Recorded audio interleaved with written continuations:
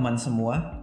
Di episode kali ini saya akan membahas tentang kesalahan berpikir yang sering kita jumpai sehari-hari. Dan adanya episode ini karena saya habis membaca buku Logical Fallacy karya Muhammad Nuruddin yang diterbitkan oleh penerbit Keira. Jadi saya pikir isi dalam buku ini penting dituangkan dalam bentuk seperti ini. Adapun yang ingin saya bahas yaitu argumentum ad hominem. Jadi mari kita simak bersama agar kita terhindar dari cacat logika. Tak bisa ditolak satu kenyataan bahwa suatu gagasan yang dikemukakan oleh seseorang kadangkala dipengaruhi oleh karakter, pendidikan, pengetahuan, kejiwaan, kondisi, bahkan lingkungan tempat orang itu mengemukakan pandangan. Tapi, suatu kekeliruan besar kalau kita menolak pandangan seseorang dengan alasan bahwa kepribadiannya bukan sosok yang layak untuk kita dengar. Menjatuhkan suatu pandangan dengan menjatuhkan kepribadian yang bersangkutan, itu sering kita saksikan. Dan betapa hinanya kecacatan berpikir semacam itu. Misalnya, suatu ketika ada seorang ustadz berpetuah tentang jilbab. Dia menyatakan bahwa jilbab itu wajib dan menganjurkan para muslimah yang terbiasa membuka kepala untuk mulai mengenakan jilbab. Tapi sayangnya istri si ustadz itu sendiri tidak mengenakan jilbab. Jadi orang-orang berkata, "Ustadz nih, giliran ke kita aja ngomong masalah jilbab, tapi sendirinya aja nggak bisa tuh mendidik istrinya dengan baik." Karena istrinya itu nggak pakai jilbab. Padahal nggak ada hubungannya juga. Bisa saja si ustadz sudah mengingatkan istrinya, tapi yang bersangkutan belum terketuk hatinya untuk sadar. Tapi itulah kekeliruan cara berpikir yang biasa kita jumpai dalam kehidupan sehari-hari kita. Kita sering membuang mentah pandangan orang dengan cara menjatuhkan kepribadian yang bersangkutan. Karena kepribadiannya kurang baik, atau karena yang bersangkutan belum mengamalkan pandangannya sendiri, lantas pandangannya otomatis tertolak meskipun didasarkan pada argumen-argumen yang kuat. Inilah yang disebut argumentum ad hominem. Tak bisa dipungkiri bahwa dalam diskusi-diskusi ilmiah masih ada orang-orang yang terjebak dalam kekeliruan semacam ini. Satu orang mengemukakan pandangan karena tak setuju dengan pandangan itu.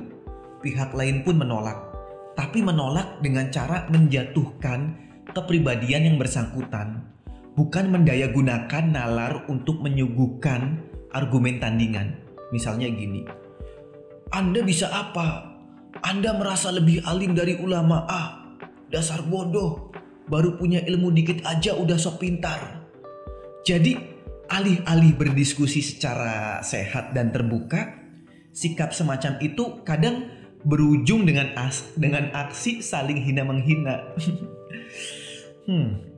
Padahal idealnya seperti kata Nabi, kita melihat apa yang dikatakan, bukan hanya melihat siapa yang mengatakan.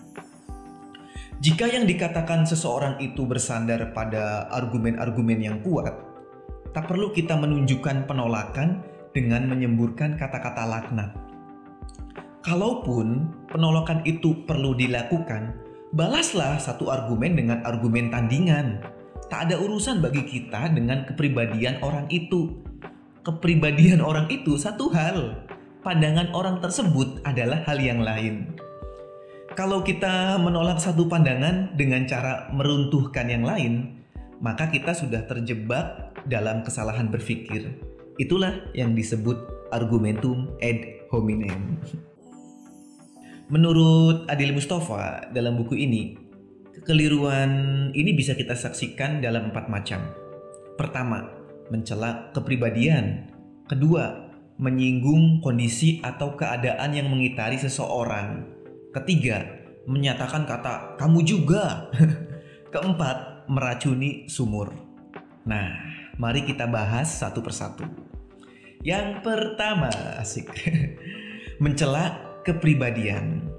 kita nggak setuju dengan satu pandangan dan memandang pandangan tersebut sebagai pandangan yang buruk. Tapi untuk menunjukkan keburukannya, kita membeberkan keburukan yang bersangkutan. Sehingga dengan begitu kita mengira bahwa pandangan yang dia kemukakan juga ikut-ikutan buruk dan tidak layak didengar. Potret kesalahan seperti ini sering kita jumpai. Dan sikap seperti itu pada umumnya hanya ditunjukkan oleh orang-orang yang lumpuh secara intelektual, tapi kuat secara emosional. Nah, perhatiin ini. Seorang tokoh misalnya punya pandangan bahwa Sunni dan Syiah itu merupakan dua kelompok Islam yang paling bersaudara. Misal nih, yang satu nggak boleh mengkafirkan yang lain. Keduanya adalah kelompok yang sah dalam agama Islam. Lalu, di suatu waktu, misalnya, kita mendapati yang bersangkutan sering pergi ke negeri Iran. Di sana ia berjumpa dengan tokoh-tokoh terkemuka dalam mazhab Syiah. Dijamu secara istimewa, bahkan diberikan kesempatan untuk berjumpa dengan kepala negara. Nah, pulang ke Indonesia, dia menjadi juru bicara damai bagi kedua kelompok itu. Jadi melihat sepak terjangnya, kita mulai menanam kecurigaan, bahkan menuduh yang bersangkutan telah menerima dana besar dari musuh Islam. Misalnya ya, disebutlah dia sebagai antek-antek asing, ulama munafik, ulama murahan, ulama kotor, musuh dalam selimut, pengecut, dan lain sebagainya. Padahal sangat mungkin bahwa apa yang dialaminya tak memberikan pengaruh yang berarti bagi sikapnya sama sekali. Sayangnya, sikap seperti itu sering kita jumpai. Tak setuju dengan pendapat orang, kemudian menghunuskan cercaan demi cercaan. Selain keliru dari sudut cara berpikir, hal itu terbilang cacat secara moral. Orang yang pandai mengendalikan emosinya, di samping mempedulikan akalnya, pasti tidak akan terjebak dalam kekeliruan semacam ini. Oke, yang kedua, menyinggung kondisi seseorang. Bahwa gagasan yang dikemukakan oleh seseorang kadang dipengaruhi oleh kondisi yang mengitarinya. Itu tak bisa kita tolak, tapi kenyataannya semacam itu nggak bersifat universal. Nggak semua orang begitu. Karena itu kondisi yang mengitari seseorang tak bisa dijadikan alasan untuk meruntuhkan pandangan yang dia kemukakan. Misal lagi nih, dia punya pandangan begitu karena dia berada dalam kondisi begini. Sekiranya dia tidak berada dalam kondisi seperti itu, pandangan dia mungkin akan berbeda. Nah, begitulah kira-kira cara berpikir keliru yang dimaksud. Kondisi yang dialami seseorang dijadikan sebagai sebab utama, yang dengan menyinggung kondisi tersebut, kita bermaksud untuk menolak gagasan yang dia sampaikan. Nah, ini jelas cara berpikir yang keliru. Memang, sekali lagi, harus kita akui bahwa sampai batas tertentu, kondisi yang dialami oleh seseorang kadang memberikan pengaruh atas pandangan yang dia sampaikan. Tetapi, itu nggak bisa dijadikan sandaran utama. Kadang ada beberapa orang yang gak terpengaruh dengan hal itu. Karena itu, sebisa mungkin, jika kita gak setuju dengan satu gagasan, tunjukkanlah kritikan kita pada gagasan itu. Bukan menyinggung kondisi orang yang mengemukakan pandangan itu sendiri. Contoh lain misal, ada seorang tokoh yang sering kontra dengan Abu Janda. Misalnya, Abu Janda tersebut mencalonkan sebagai presiden dengan lawannya Puan Maharani. Nah, tokoh tersebut pendukung setianya Ibu Puan Maharani ya. Di satu kesempatan, dia mengkritik Abu Janda, tapi malah ditolak kritikan tersebut. Misal gini, dia berpandangan begitu karena dia benci sama Abu Janda.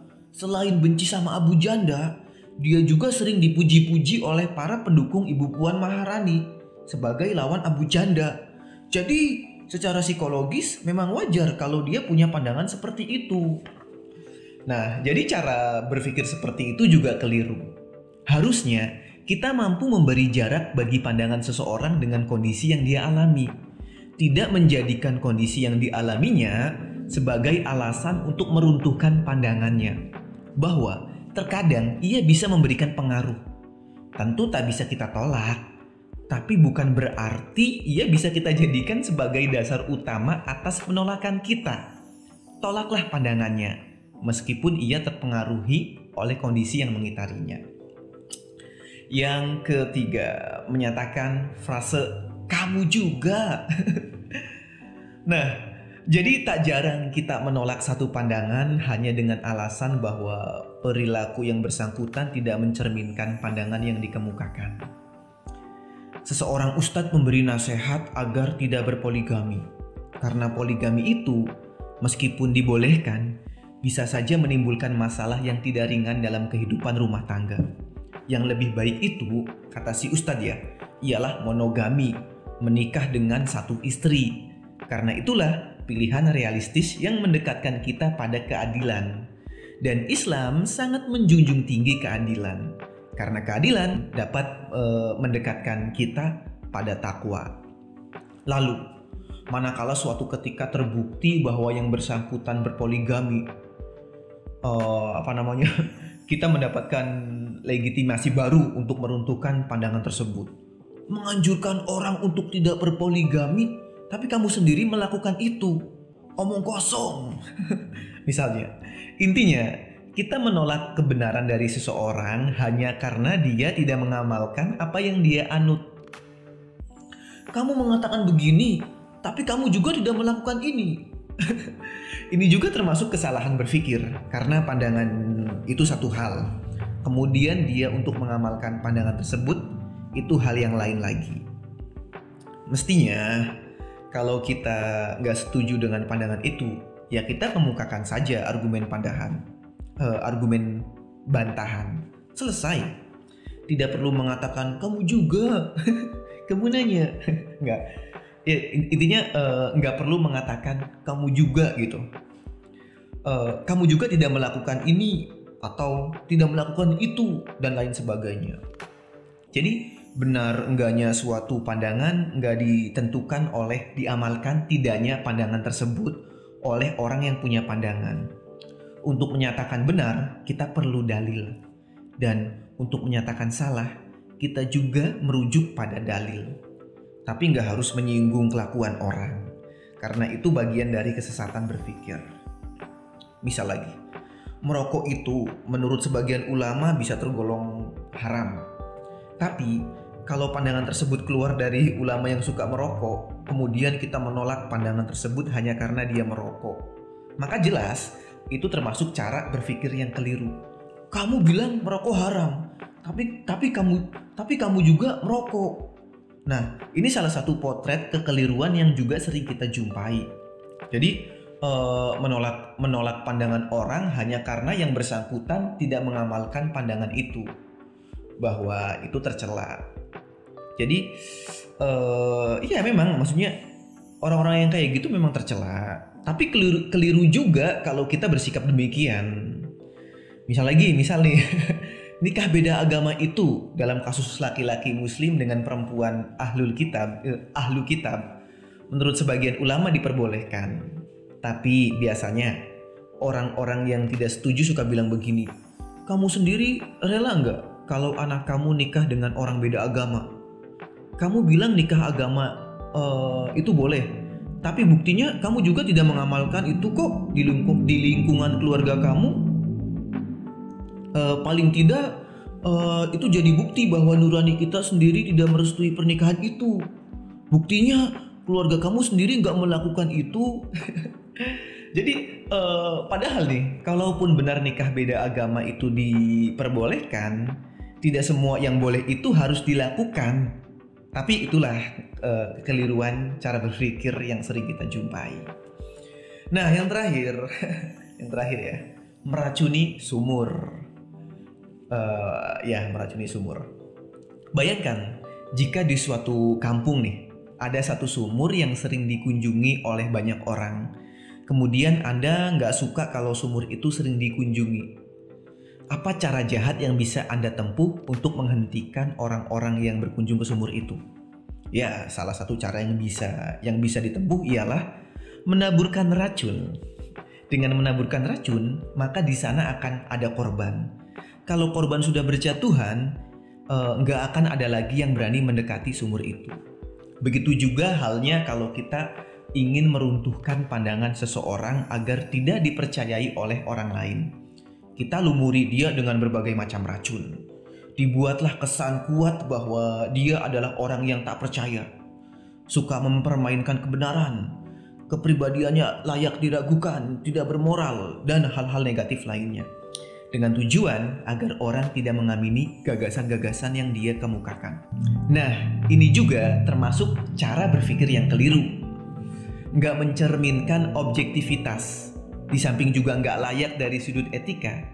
Cara seperti ini pasti nggak akan digunakan oleh mereka-mereka yang menghormati kebebasan berpendapat dan mengagungkan nilai-nilai objektivitas dan menilai suatu pendapat. Intinya, untuk menghindari kekeliruan-kekeliruan di atas, jika kita tidak bersetuju dengan satu pandangan, cukuplah kita kemukakan argumen tandingan untuk meruntuhkan pandangan tersebut. Pendapat dibalas dengan pendapat, kritik dibalas dengan kritik. Nggak perlu mencela kepribadian orang, menyinggung kondisi yang dialaminya, melihat kesesuaian pandangan dengan perilakunya, apalagi menabur setumpuk racun. Dengan agar orang-orang tidak percaya kepada dirinya. Memang ada beberapa kondisi di mana cara berpikir seperti di atas bisa kita tolerir, dan ketika itu ia tidak tergolong ke dalam kesalahan berpikir. Misalnya dalam konteks pemilihan umum.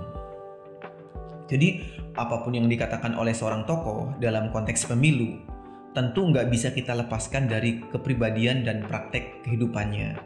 Tidak ada salahnya jika mempertimbangkan aspek kepribadian yang bersangkutan. Begitu juga dalam konteks persaksian. Karena persaksian tentu beda dengan perdebatan. Dalam persaksian kita perlu memperhatikan sisi-sisi yang kurang baik dari orang yang bersaksi agar kesaksiannya bisa kita percaya. Tapi dalam hal perdebatan, tentu hal itu nggak perlu kita lakukan.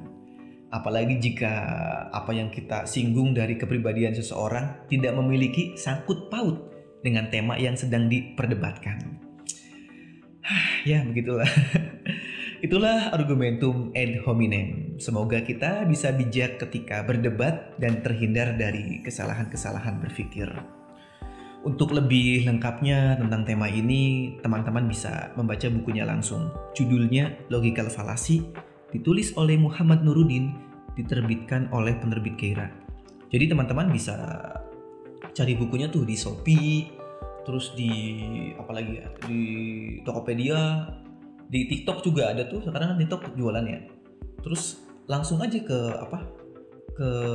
penerbitnya, itu Instagramnya buku @bukukeira, DM aja untuk pembelian. Nah itu menurut saya buku yang sangat recommended lah untuk dibaca, karena di zaman sekarang itu banyak sekali orang-orang yang logikanya itu atau cara berpikirnya itu cacat, salah, keliru.